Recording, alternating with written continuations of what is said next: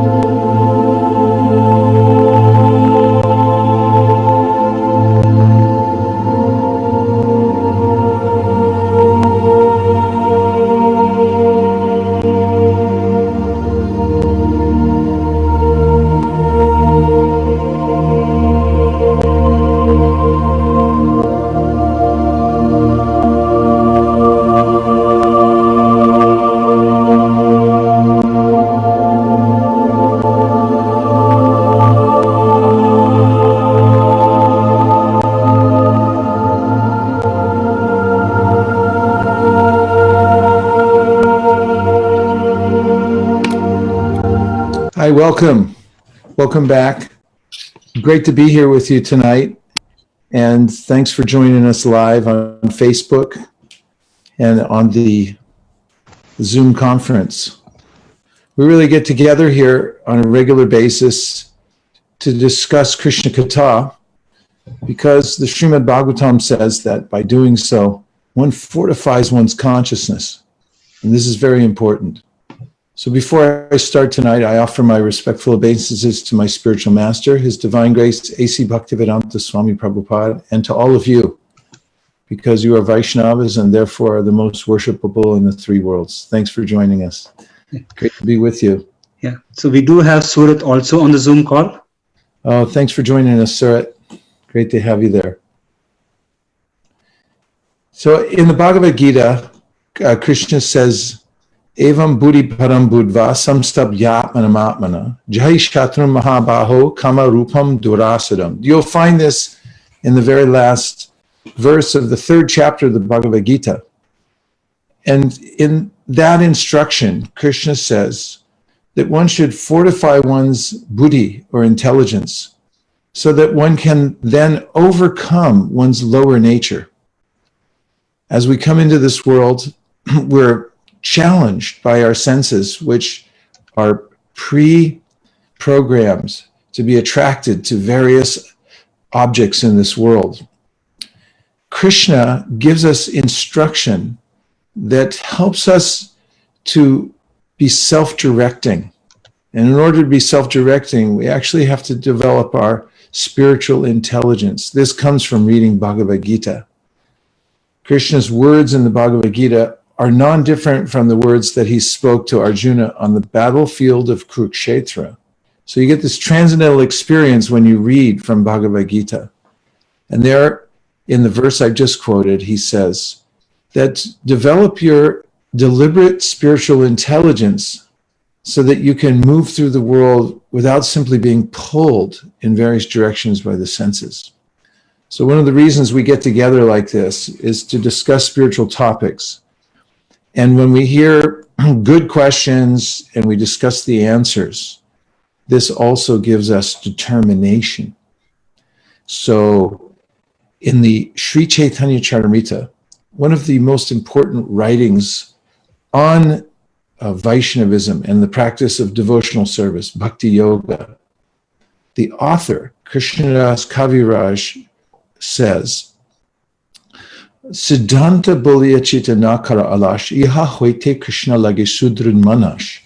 And this means that to develop a Sudrid Manash, or a very determined mind, in order to overcome obstacles, to move on the path despite the fact that there's complexities in life, one should understand Siddhanta. Siddhanta means to know what Krishna teaches. And what are the teachings of Bhagavad Gita and Srimad Bhagavatam? Very clearly.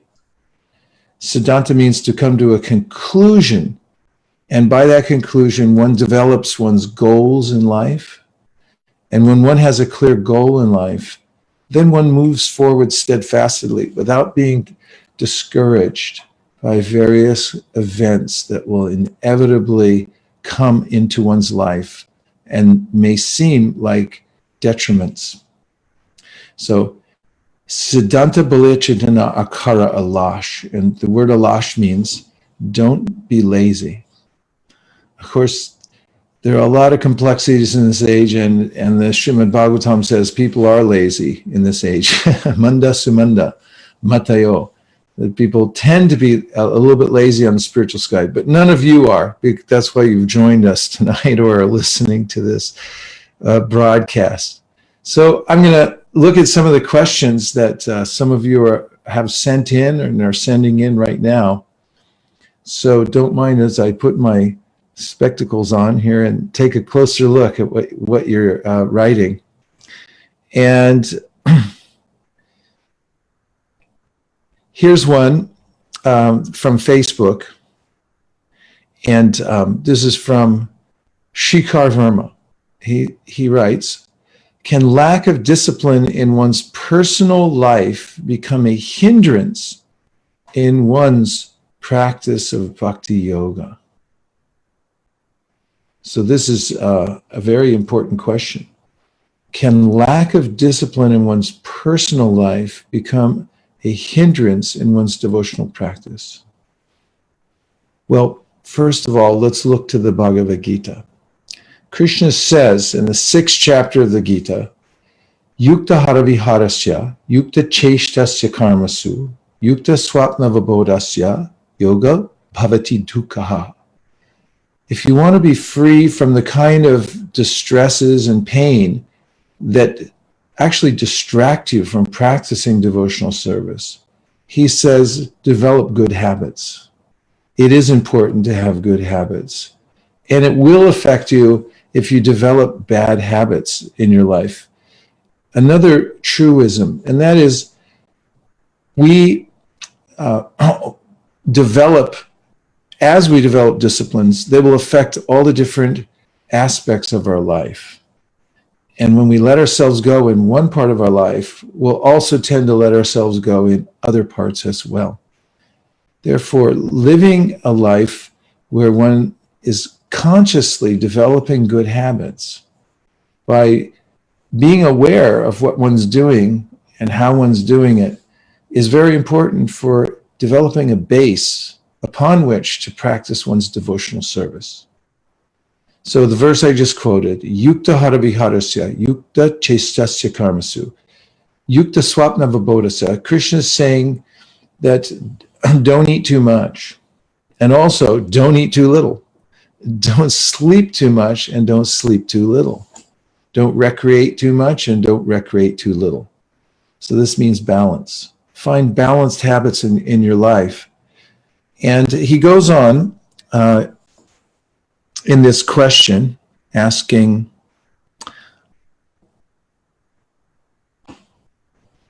I have been recently reading Srimad Bhagavatam and listening to kirtans, but at late night around 2 a.m.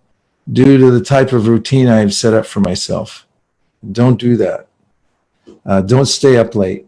It doesn't help you. Physically, actually, there's a lot of study about sleep nowadays. You need sleep. Your brain needs sleep. People have there's a higher percentage of heart attacks in the population of people who deprive themselves of sleep. People get early onset dementia and so forth from depriving themselves of sleep. It used to be a badge of courage or heroism that I'm barely sleeping at all. But actually, it's foolhardy. And the Ayurveda says that you should be sound asleep by 10 p.m. and get enough rest so that your brain works properly and all the other organs in your body function properly. This is part of being balanced in your practice. I've seen when people try to cut back on their sleep, generally what happens is they fall asleep when they're trying to practice their meditation, and that's not the right time to sleep.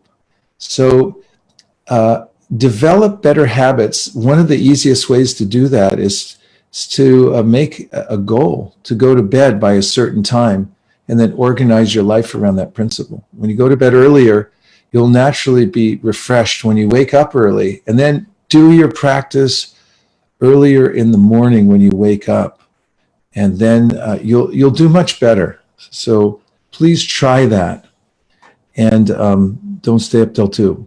Not very good. I correct myself and I fall back to the same routine. What should I do? Well, you're asking a similar question everyone wants to know. One process, which is very helpful, is to first be very deliberate about the kind of habits you want to develop. I recommend that you get a legal pad and a pen and sit down by yourself and write down all the kinds of habits you'd like to develop, or the kinds of bad habits you'd like to overcome, and then brainstorm the ways that you're going to do that. For instance, going to bed earlier and waking up and chanting right away when you wake up. One of the ways to do that is to organize your environment so that it's favorable for that. Baby-proof your house. Your mind is like a little baby and it wants to do whatever it wants to do, but you have to be a smart yogi. And that means that you have to baby-proof your house so that your baby-like mind doesn't grab onto things.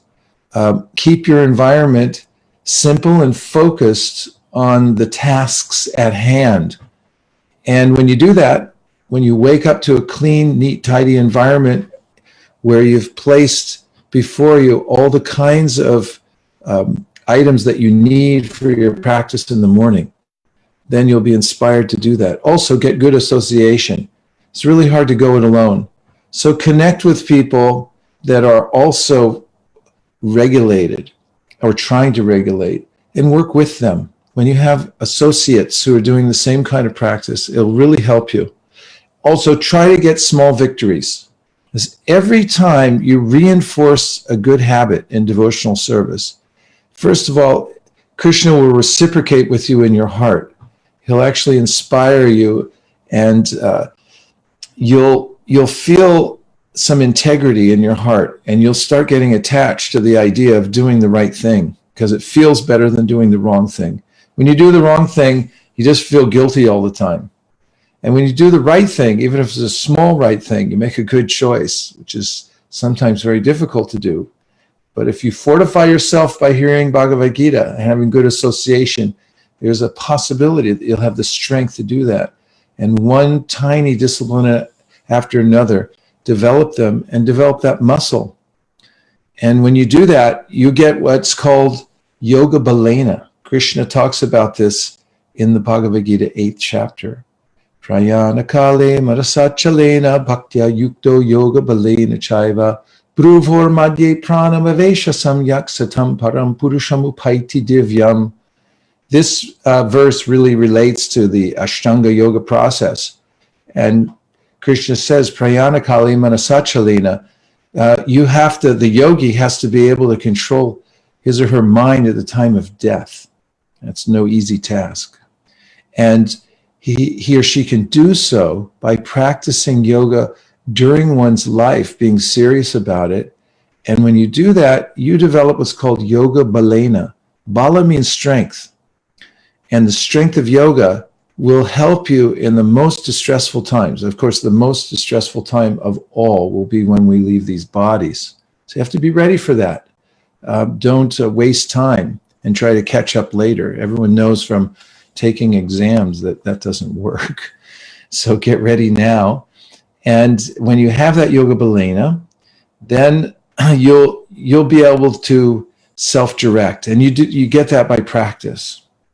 So practice on the disciplines and make one little victory after another. So just wanted to update Guru Maharaj that we have got 8 joinees on the Zoom. Oh, okay. Thanks for joining us on Zoom. And let me see if I can look at the participants on there. Bhakta, Govinda, Radharani Dasi, RX Nandakumar, Surat, and someone named VDA presentation. That must be you. So If you happen, thanks for joining us, by the way. It's nice to I feel your energy like coming on the Zoom call. And if you want to write something in a text box, or if you want to speak up and ask a question while you're there, then JP, who's monitoring this, will help you out. Is that right, JP? Yeah. So they can type in chat box. I'll quickly look at, as well as they can unmute themselves and ask questions during the inter gaps between answers too. Anytime. Great. Yeah, make yourselves at home. Feel free to ask or to write in. If you can figure out where the chat box is, go for it. And if you want to unmute and speak up, I think it'll be a lot of fun. So let's see if we can do that. Okay, so let's move to a few more questions until I hear from any of you. And JP will let me know so I can concentrate on the other questions. Yes. And here we have one from Adam. So he says, many devotees will have a very little personal contact with their spiritual masters or may not serve them personally. If a disciple is simply following his guru's teachings and the teachings are largely the same teachings that everyone is receiving about bhakti from all the different Vaishnava gurus and from all of Srila Prabhupada's books, then how are we to think about the uniqueness of the guru-disciple relationship in general? Well, Srila Prabhupada answers this in part in the Nectar of Devotion when he mentions that everyone who has an individual guru will get principles and also details. So the principles are always the same in bhakti, to remember Krishna, never forget Krishna, and so forth. And there may be slightly different details. Now, each guru is a person and is unique and has a unique relationship with his or her spiritual master, and therefore will have a slightly different perspective of the details and the way that he or she passes them along. Actually, as Prabhupada explains in the Nectar of Devotion, the relationship with the spiritual master is arranged by the internal energy. And he also says in the Chaitanya Charitamrita, the spiritual master is like having a parent. And just as a child who's growing up needs a parent in order to mature, so does a disciple who's starting the process. Gets encouragement, and even if that person doesn't have a lot of association directly with the guru, the relationship is still extremely profound because it's from the internal level. And such a disciple will draw energy from identifying with that particular Vaishnava that he or she has taken shelter of through initiation, and will be inspired in watching the life and service of such a person. Now, of course, if your guru is alive and walking around on the planet, there's every opportunity to get some association and to ask a personal question or ask for some personal service. And you'll notice that disciples of gurus have many different kinds of service that they take up according to their propensity, because the guru will notice that such and such a person has certain talents or propensities and engages them in Krishna's service. And this is a very enlivening kind of a connection. So although they all may be reading Srila Prabhupada's books are encyclopedic. And according to the guru's capacity and realization, he or she will present particular aspects and emphasize certain details from the teachings. So, Bhakti Adam, I hope that helps. There's a few more questions you have here. How do we know, writes Bhakti Adam, how do we know if the spiritual master is pleased with us? Well, ask and say, hey, are you pleased with my service? And that's one way. And also, as one matures and studies the instructions of the guru, one may note for oneself whether one's following carefully. It also helps to be in association with advanced God siblings, because they can also help us, and they actually do a lot.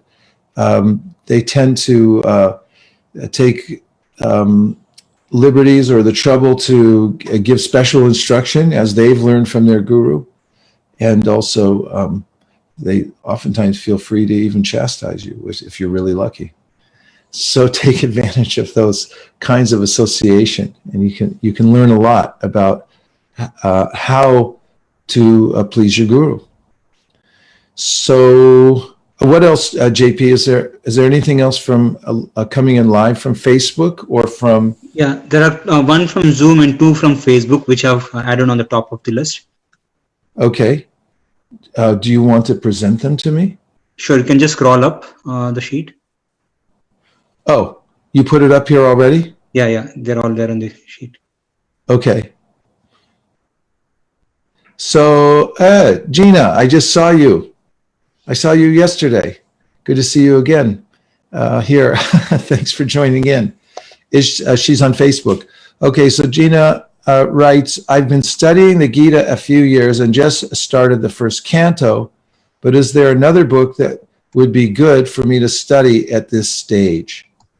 Yes, I highly recommend the Sri Upanishad. It's a life-changing book. It's very important. Prabhupada wrote it early on, and he put a lot of basic instructions in the Sri Upanishad. I read it when I first, actually, I picked it up before I joined the Krishna Consciousness Movement at a bookstore in Berkeley, California called Shambhala Books. I just got a Back to Godhead magazine, and in it there was an advertisement for the Sri Upanishad, which really caught my attention because it said, actually, the Supreme Absolute is a person, and that shocked me because I'd never heard anyone say that before. On the cover of the Sri Upanishad is a picture of the Mahavishnu, the great manifestation of Krishna, who is instrumental in creating the material world. The Sri Upanishad starts off with the invocation Om Purnam Adah Purnamidam Purnam Udachyate Purnasya Purnamadaya Purnameva Vishishyate. The personality of God, it is perfect and complete, and all emanations that come from him are also complete in themselves. Even though so many complete units emanate from the complete whole, that complete whole remains the complete balance. In other words, this is describing the essence of the Supreme. That is, he's the origin of everything, and everything he does is completely perfect. And all emanations from him are completely perfect. That's good to know. And also, he's never diminished. It's not that as he emanates so many worlds and living entities and energies of various kinds, he changes it all. He always remains completely full and always increasing. He's always full of bliss, knowledge, and eternality. So in the purport to that invocation, Srila Prabhupada writes that all forms of incompleteness in this life are due to incomplete knowledge of the complete whole. That's a life-changing sentence. The more we get to know the complete whole, the more we actually feel complete ourselves. So the Sri Upanishad then goes on to say in the next verse, it's actually the first verse after the invocation, Ishavasam idam sarvam yat kincha jagatyam jagat tena tyaktena bhunjita magradha kasasvidhanam. Everything animate or inanimate within the universe is controlled and owned by the Lord. One should therefore accept only those things necessary for oneself, which are set aside as one's quota, and one should not accept other things, knowing well to whom they belong. Now that'll solve all your problems, because our problem in life is trying to hold on to material things, including this material body, which we're only inhabiting very temporarily. And knowing who they belong to Isha, or the Supreme Controller, and that's not me. Once I met a priest, and we had a long conversation about our different traditions. And at the end, he said, well, one thing I know for sure. Actually, he said, I know two things for sure. There is a God, and I'm not him. So the Sri Upanishad tells us who that is, who that Supreme is. He's the Supreme Controller. It's called Isha. And when we understand that he's the controller and that he's set aside things for us, then we can actually be well-adjusted and happy in life. So Gina, I recommend the Sri Upanishad. And also, not to pile too many on you, but the next one is called the Upadeshamrita, or the Nectar of Instruction. It's written by Rupa Goswami, who was one of the primary disciples of Chaitanya Mahaprabhu. And in this book, the Upadeshamrita, the Nectar of Instruction, he starts off by advising us that we should control our speech. Vacho vegam, manasakroda vegam, and the urges of the mind, the belly, the genitals, and all the other senses. And when we learn to control our senses, this is the very beginning of yoga, then we actually become qualified to teach bhakti yoga, he says. And this is a very important point that comes up in the bhakti teachings. A verse from another scripture called the Padma Purana says, Atashi Krishnamadi na bhaved grayam indriye, sevamukhi jivado swayameva spuratyada. You can't understand God by your blunt material senses. It's not possible to speculate or to see God. We are covered over. However, if you begin service to God, beginning with the tongue, jivha adao, then he will reveal himself to you incrementally. So this is very important instruction. And that the Upadeshamrita is a primer for anyone who wants to learn about bhakti. And you can go through that verse by verse. So I recommend, Gina, go into the Sri Upanishad and also the Upadeshamrita that really help you out a lot. Thanks for your question. Great to see you here on Facebook. Okay. What else do we have, JP? We do have a couple of more on Zoom. I've posted on the sheet, but okay. Bhakta and Nandakumar, if you want to speak up and ask, that's fine too. Or we can read from the question from the sheet. Here's Bhakta. I want to honor Bhaktas and some of the Zoom participants also. So here's Bhakta. He says, we hear we need to have a taste for serving Krishna. You mentioned that service should be individual, spontaneous, and voluntary.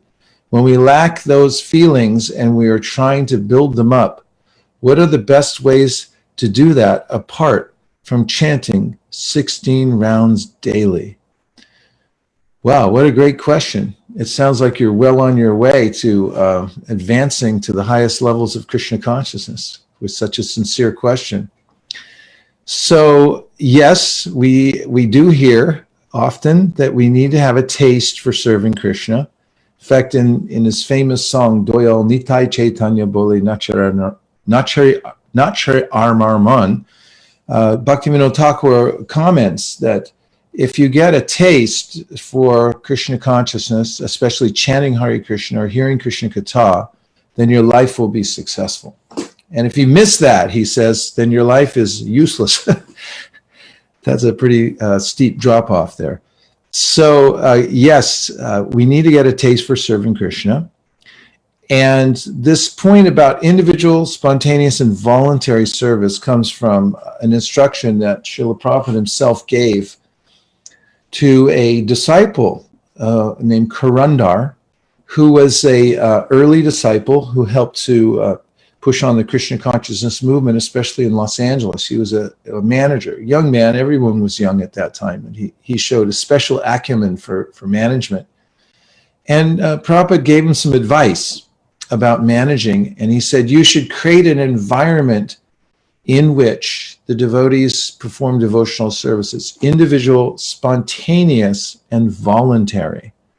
That means that try to encourage people in a natural way. You can't force people to do devotional service. It has to come from their own decision. And so you should be very encouraging in that way. When we lack those feelings, and I'm assuming, Bhakti, you're talking about those feelings, either taste or the fact that it's individual, spontaneous, and voluntary, and we're trying to build them up. What are the best ways to do that apart from chanting 16 rounds daily? Well, that is the most important way, is to chant 16 rounds daily. But always, association is primary. We become whomever we associate with, we become like whomever we associate with. In the Bhagavad Gita, Krishna says, Purusha prakritisto hi bhunte prakriti jangunan, karanam guna sangosya sarasad yoni janmasu. And that is, if you want to know how you got into the situation you're in now, you need only look to whomever you've associated with in the past. It may not just be this life, previous lives as well. The way in which we're allocated to a certain family in this life when we're born. You didn't really check any boxes and say where you wanted to be born. Someone else chose for you. That's called Daivanetrena. And that was because in a previous life, you had associated in a certain way. You had developed particular qualities because of that. And therefore, material nature accommodated you. So Sarasad Yoni Janmasu means you get good and bad situations according to your previous association. Because association is infectious. We take on the qualities of those with whom we associate. So when Chaitanya Mahaprabhu was asked, what is a devotee? He said, Asat Sangatyage Vaishnavachar. A Vaishnav, a devotee, is someone who avoids bad association. And this is something that comes up in the book I recommended earlier to Gina, the Upadeshamrita. Rupa Goswami says, he says, avoid a worldly association. Jana Shangash Jalodyamcha. So avoid association with people who are worldly minded. That means they think the purpose of life is to get the most out of material things in this world. Associate rather with those who are determined to practice devotional service and go back to Godhead. So if you associate with people who have enthusiasm for devotional service, who are sincere, look for those who are sincere. That means they really do want to advance in devotional service. Then you'll be well served. So chanting 16 rounds, excellent. Also look for good association and get it whenever you can. Associate with advanced devotees. Okay. We have one more question. Direction here, JP. What do we have? One more question from Zoom from Nandakumar as well. There's Nandakumar. Great. Hey, Nandakumar. Great to see you here. Thanks for joining us on Zoom. He writes, what is the root cause of fear or anxiety in our day-to-day lives? How do we overcome this day-to-day anxiety and take fearless action in our lives? Can you please point to verses in the Gita that clarify these points? Well, to do so, first I'll need a drink of water, because that's a mighty powerful question. Okay, so Nandakumar Prabhu, the cause of fear and anxiety is forgetting Krishna. Because as soon as we forget Krishna, then what we see is a shadow or darkness. Krishna Surya Sama, Maya Haya Andhakara. The Chaitanya Charitamrita points out that wherever there's Krishna, there's light, and whenever we forget Krishna, there's darkness. And the Srimad Bhagavatam says, Bhayam dvitiya abhinibheshitasyad ishad apetasya viparya yosmriti. That is, bhayam, or fear, arises whenever we become absorbed in things that are not Krishna. Now, someone may say that sounds ridiculous because Krishna says he's everything. Well, that's true. Srimad Bhagavatam also says, Ritertam yat pratyeta, na pratyeta chatmani, tadvidyaratmano mayam, yatapaso yatatamaha. This is a very important verse. It comes from the second canto of Srimad Bhagavatam, and is counted among the Chatra Shloki, or the four seed or nutshell verses of the Srimad Bhagavatam that Krishna taught to Lord Brahma at the beginning of creation. And this verse says, Ritirtam yat pratyeta, whatever you see that you consider to be different from me, know that to be my illusory energy. In other words, everything is Krishna. And all things that happen to us ultimately come from the supreme cause of all causes, Krishna. And if I think they're coming from somewhere else, or I think that I'm separate from Krishna, or I have some interest separate from Krishna, then this is called illusion, which is also darkness, ignorance. And because of that, I enter into the realm of fear and anxiety. It all comes from misidentification. So when I'm properly aligned, that is, I understand that my real interest in life is to serve Krishna, then I give myself in service to Krishna, then that light from the service to Krishna enters my life. It actually comes from Krishna.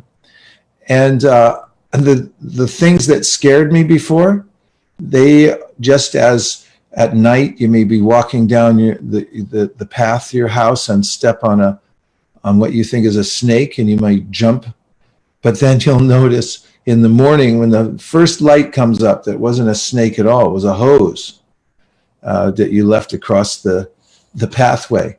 So similarly, when you take to devotional service and you see that actually everything's connected to Krishna and you're part of Krishna, then as Krishna says in the Bhagavad Gita, when you understand this, then you'll no longer be troubled by the fear that comes from ignorance.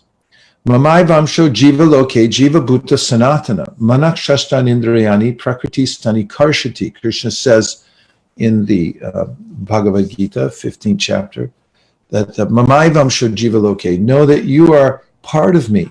You're actually an angsha, just like I have hands here, as you can see, and they're part of my body, and they cooperate with my body to do service, really, for the stomach. They and for every other interest that I might have.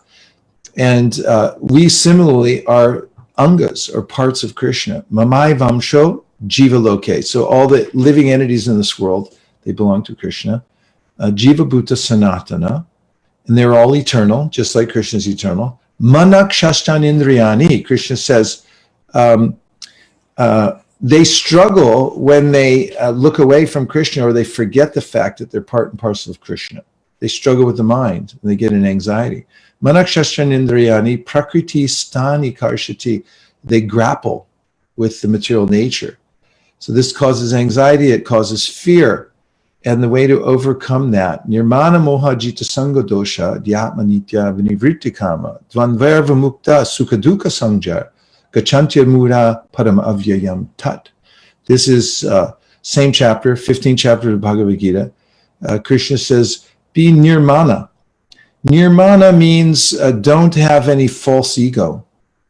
Just like in this world, people say, you're the man. You be the man. So don't be the man. Be the humble servant. Nirmana moha jitta. Be free from illusion by staying close to Krishna Katha and chanting Hare Krishna. Moha jitta sanga dosha, and stay away from bad association. Adhyatma nitya vinivritta dvanva. Dvanvarva mukta sukha dukkha samjar. So Krishna explains in this verse that if you can overcome these faults of material existence and practice Krishna consciousness properly, you'll become free from the duality that causes you anxiety. Much more to say on that, and the Bhagavatam goes on and on about that, but there's a few thoughts for you. That was from Nanda Kumar, right? Yes, that's correct. Yeah, thanks, Nanda. Okay, JP, why don't you direct me? Sure. Next is we have question from Gandharvika Keri Devidasi from Ask Vaish. Okay, Gandharvika Keli Devidasi, thank you for writing in. She writes, Hare Krishna, please accept my humble obeisances. All glories to Shri Shri Guru and Gauranga. I have a colleague who is sincerely inquiring into Bhakti Yoga when we are in a position to preach, but we don't feel qualified to preach. Jnana, but Vijnana not there. Will the preaching have full effect? Just to, oh boy, we have a minute left. Okay, so Jnana means knowledge, Vijnana means realized knowledge. So what you're really asking here is an important question. So you want to teach Krishna consciousness to those who are inquiring about it. And when can you do that? Well, you can do it right away as soon as you have a little faith in the process yourself, and you know more than the other person. I mean, the most simple kind of preaching was done by the daughter of Shamasundar in Malati when she was just a little toddler. And Prabhupada would bring this as an example. Her name is Saraswati. When she was a baby, she would walk up to people and say, "Do you know who is Krishna?" And they say, "Who?" And she'd say, "The Supreme Personality of Godhead," because she had heard that from Prabhupada and from her parents. So Prabhupada also gives this example that if the father tells the son, "This is a microphone," the son doesn't know what a microphone is exactly, but he takes it from his father because his father's an authority that he can trust. And then he tells somebody else, "This is a microphone," then he's giving proper knowledge. So when you begin in Krishna consciousness, you may have some faith, but you may not know how to answer all kinds of questions. You may not know how to refer to various parts of the scripture to back up what you're saying, which is important when you have the wherewithal to do so, because when you go into court, as an example, you're supposed to give case law and precedent. So similarly, when you're speaking in spiritual circles, you should be able to refer to the scripture you're talking about to verify your point. But when you're teaching new people, you can read to them from Bhagavad Gita the parts that inspire you, and you can also tell them what you've heard so far. And you can also teach them chant Hare Krishna. You can teach them how to take prasadam, or more likely feed them prasadam, and invite them into a spiritual atmosphere. That's all simple and something that anyone can do wherever they live. Be bold and start. In fact, the devotees who first joined the Krishna conscious movement really didn't know much. In fact, Malati, one of the first who joined the Krishna conscious movement, said when Prabhupada sent her and others out to teach people about chanting Hare Krishna, she didn't even know the Hare Krishna mantra completely. She had it on a card and would say, "Here, chant this mantra. Here, let's read it together." So you can start anytime. And the fact is, when you do that, you'll actually feel inspired to learn more. And Krishna will teach you more from within the heart. He'll also bring questions from people who you meet that you'll want to find out about. And I've seen this again and again, that when neophytes start teaching Krishna consciousness to others, they get inspired to learn more. So the balance of these two things, teaching it to others as soon as you can and learning as much as you can as you go along, will move you along very quickly on the path of devotional service. Okay? So go for it. And if you have a good mentor who's backing you up, every time you have a question, you can find out the answers and then take it back to the people that you're helping. And that'll be effective. You can do it. Go for it. So thanks for joining us for this session of questions and answers. It's been really fun being with you.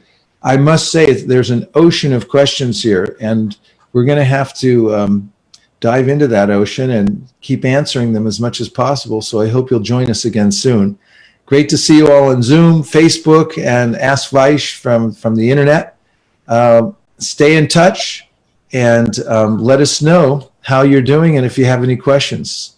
And I'll look forward to seeing you very, very soon. JP, thanks for moderating today and for setting everything up. For those of you who don't know, Jai Prakash Prabhu, who behind the scenes is making all this work. So thanks to him. A round of applause from everyone around the world. And we'll look forward to seeing you all as soon as possible. Thanks for joining. Forget Krishna. Yes, JP, go ahead. I was just thanking everyone for joining. It was a wonderful session. Lots of good questions and answers today. Okay. See you all soon. Thank you very much. Gaur Premanande. Hare Krishna. Hare Krishna. Nachari Armarman, Nachari Armarman, Nachari Armarman, Nachari Armarman, hey, Nachari Armarman, Nachari Armarman, Nachari Armarman, Nachari Armarman.